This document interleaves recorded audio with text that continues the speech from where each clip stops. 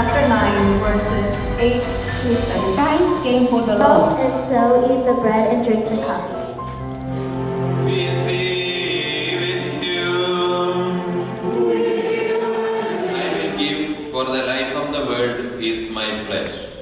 ഒരു ഇടവകയെ സംബന്ധിച്ചിടത്തോളം ഏറ്റവും സന്തോഷം തരുന്ന ഒരു ദിവസം ഏതാണ് എന്ന് ചോദിച്ചാൽ